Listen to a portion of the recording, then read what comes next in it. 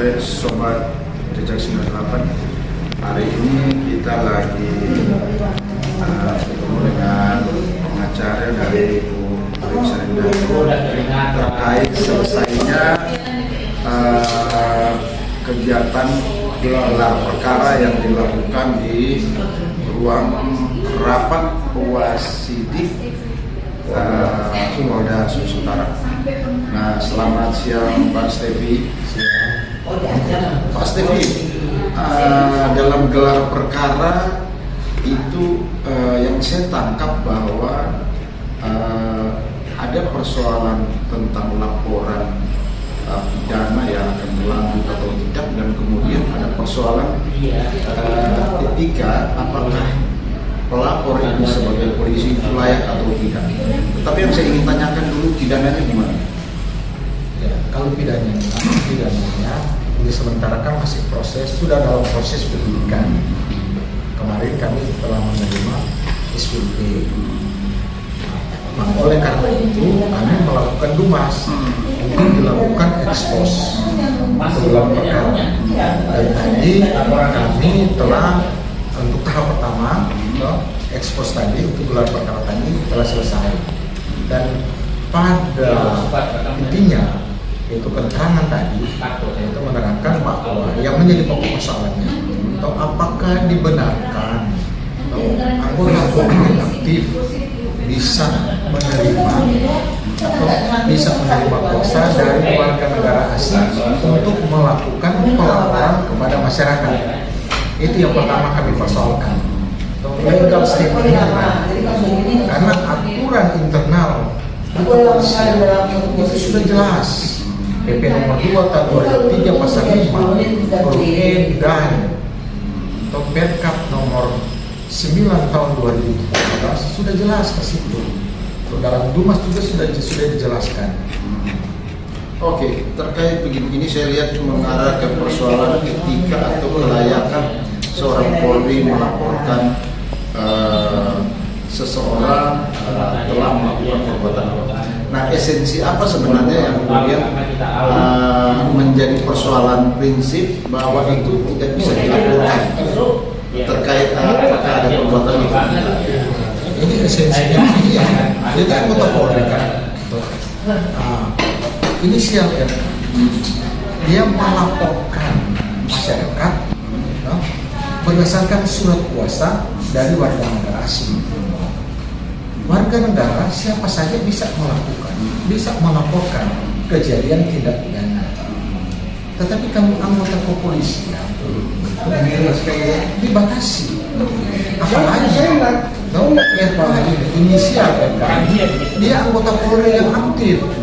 Dalam surat kuasa tersebut dia pekerjaannya sebagai Polri. Ini sudah jelas. Pekerjaan sebagai Polri. Jadi siapa saja warga negara Indonesia berhak melakukan laporan apabila terjadi tindak pidana. Dia juga bisa melaporkan dengan catatan jangan pakai surat kuasa. Artinya yang dipermasalahkan tentang kode etik dia terkait dengan peran seorang polisi yang memegang kuasa itu. Nah, kalau kemudian tuduhannya, orientasi ke tuduhan, apa sebenarnya yang dituduhkan kemudian dia begitu kekeh untuk melaporkan itu? Ya, karena yang menjadi objek kan sekarang, objek yang dipermasalahkan sekarang itu objek apa? Dan sekarang kita tersebut, waktu kemarin ada kegiatan pertambangan ilegal. Kegiatan ini dilakukan oleh siapa yang kemudian kelihatan ilegal ini? Jadi sesuai informasi bahwa ada 1-2 orang yang melakukan peti di objek yang tadi dijadikan dumas tadi, itu ada inisiatif JK yang sedang melakukan kegiatan yang ada di lokasi. JK ini siapa? JK ini dia menerima akte jual beli dari RK. Dia menerima akte jual beli dari RK dan menitipkan bahwa untuk jaga. Dan dia juga waktu-waktu kemarin dia melakukan kegiatan tambang ilegal. Nah, lepas kemudian ada kegiatan tambang ilegal di lahan yang kemudian oleh karena kuasa orang asing keperaturan Kapolri. Nah, tuduhan apa yang dia lakukan sehingga kemudian ini berproses sampai kemudian bergulir ke gelar perkara. Nah, apa sebenarnya yang menjadi dasar kemudian ini harus dilakukan koreksi atas upaya dia mencari atau merasa dia harus mencari keadilan dengan yang kuasa yang dia pegang. Jadi RK ini kan dia mendapatkan kuasa dari warga negara asing. Warga negara asing ini dia bertindak untuk dan atas nama PT Borneo Jaya Emas. Nah, karena PT Borneo Jaya Emas katanya pada tahun 2015 ada akte jual beli yang dibuat oleh PPAT sementara pada waktu tahun 2015. Oleh karenanya dia berpatokan bahwa akte jual beli tersebut itu sah. Nah, kemudian dia melaporkan soal ada KJB yang lain yang tidak benar atau bagaimana.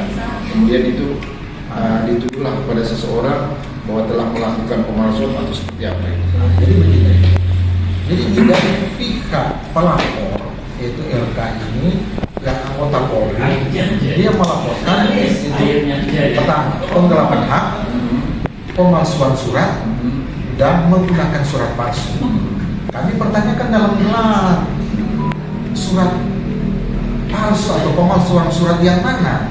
Karena yang dijadikan objek pemalsuan surat adalah surat keterangan jual beli pada Januari 2018 yang dibuat oleh hukum tua pada saat itu dan telah diperiksa bersama-sama dengan hukum tua dan telah dikonfrontir bahwa surat keterangan jual beli pada tahun 2018 Januari 2018 itu bukan palsu dan itu dia jadi dari hukum tua mengakui bahwa benar surat tersebut produk dari hukum tua desa Rata Top 1. Jadi tidak ada yang palsu. Makanya kami bingung melaporkan pemalsuan. Apanya yang dipalsukan oleh klien kami dan menggunakan surat palsu. Itu ya. Jadi buktikan dulu palsunya di mana? Apakah sudah ada putusan yang telah mempunyai kekuatan hukum tetap untuk pemalsuan surat? Oke, klien kami dituduh menggunakan surat palsu. Kamu menggunakan surat palsu. Surat palsu yang mana? Objek tadi, menurut penyidik, bahwa surat keterangan jual beli yang dibuat oleh hukum tua. Sekarang telah diperiksa, kebetulan saya juga yang mendampingi hukum tua tersebut. Dan di dalam pemeriksaan dia menjelaskan bahwa itu produk dari dia dan itu tidak palsu. Tadi juga waktu dalam gelar telah diperlihatkan di hadapan gelar tadi para peserta gelar dan penyidik juga telah menyuarakan bahwa benar tanda tangan dari terlapor satu, tanda tangan dari hukum tua. Ini tanda tangan semua itu adalah sah. Mereka tanda tangan nih. Timbul pertanyaan kami dari sebagai humas, dari sebagai terlapor, apanya yang dipalsukan? Dari pihak hukum tua yang mengeluarkan surat tersebut, surat keterangan jual beli Januari 2018 itu tidak palsu. Sedangkan dari pihak penyidik tadi memaparkan objek pemalsuan adalah surat keterangan jual beli. Kami juga bingung. Prematur. Dipalsunya di mana atas surat keterangan tersebut sampai sekarang belum ada yang menyatakan itu palsu.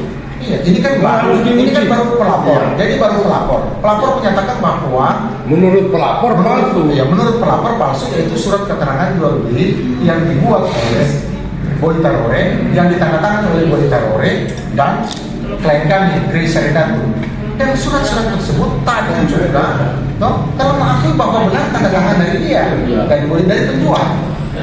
Artinya tidak ada indikasi-indikasi yang menunjukkan bahwa ini palsu. Nah, kalau kemudian sekarang ada keraguan bahwa ini tidak ada palsu, apa kira-kira yang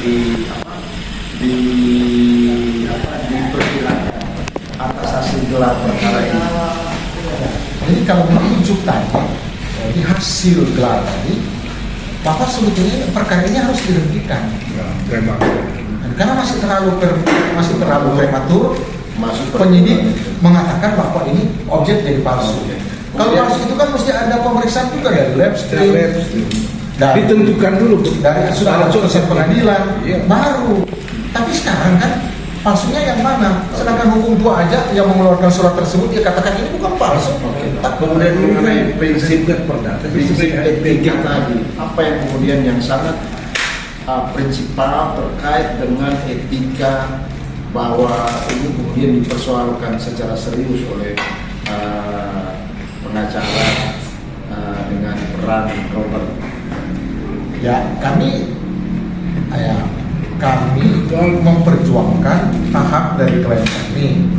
Laporan mengatakan bahwa klien kami telah menggunakan surat palsu. Itu pertama keberatan kami.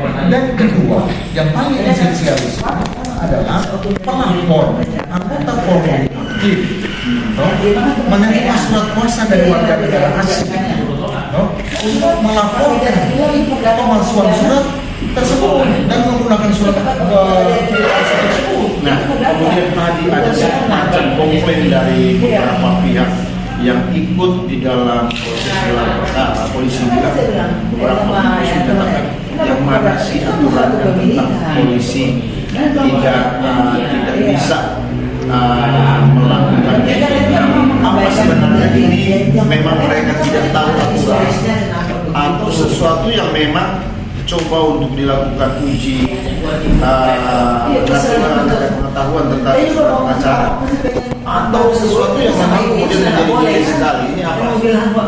Jadi kalau saya ini sebetulnya secara internal kepolisian mereka sudah tahu dan juga dalam permohonan rumah saya itu sudah dimuat, sudah dijelaskan dalam humas bahwa anggota Polri dilarang menjadi perantara bagi pengusaha. Ini anggota Polri. Ironisnya lagi, anggota Polri menerima surat kuasa dari warga negara asing yang masih aktif bisa mengajukan laporan. Nah, ketika kemudian menerima kuasa, apa materi kuasanya? Apakah hanya sekedar dia pegang melakukan sesuatu atau bisa melakukan pekerjaan dalam perusahaan? Apakah dia juga melakukan kegiatan berusaha? Artinya, apakah dia kemudian bisa sama atau setara dengan polisi Sitorus yang terjadi di Irian? Ada enggak interpretasi Anda atau memandang itu seperti itu kira-kira? Ya, kalau saya melihat di sini, saya melihat di sini pertama surat kuasa yang diterima oleh RK ini, yaitu dia bisa memanfaatkan bahan tersebut. Nah, yang saya ingin tanyakan, saya lebih dekat, apakah hanya bisa atau telah dimanfaatkan? Ya, kalau saya lihat sekarang, ya telah dimanfaatkan. Kenapa telah dimanfaatkan? Karena dia telah memberikan. Ya, artinya kuasa ini kemudian dia juga sudah menjadi pengusaha di sini. Ya. Nah, kalau menjadi pengusaha itu Seorang berusaha kan tetap pengusaha. Jadi dia menerima kuasa, di situ ada poin dia memanfaatkan. Ya. Dan sekarang surat tersebut atas keterangan yang kami dapat di tambang ya di lokasi tersebut yaitu JK, inisial JK, bahwa dia melakukan pertambangan di situ di objek tersebut karena diberikan akte jual beli oleh RK Sebagai pemegang kuasa. Iya, sebagai pemegang kuasa. Jadi ya nanti bagaimana? Nanti masyarakat yang menilai. Oke. Jadi ada fenomena menarik memang bahwa apa yang dijelaskan ini menimbulkan seperti apa yang pernah heboh tentang peran seorang polisi Sitorus di Irian Jaya melakukan berbagai macam usaha.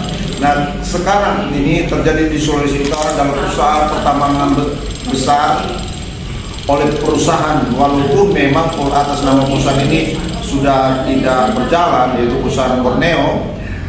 Tapi faktanya bahwa ada oknum polisi juga telah diduga ikut melakukan memanfaatkan kuasa dari orang asing yang konon memiliki tanah tersebut. Apakah juga status ini dibenarkan secara patut? Mari kita lihat. Fenomena Sitorus akan terjadi menjadi fenomena baru di Sulawesi Utara, bahwa usaha tambang ilegal ini diduga dilakukan, didalangi oleh seorang oknum. Oke, sampai bertemu di informasi berikutnya.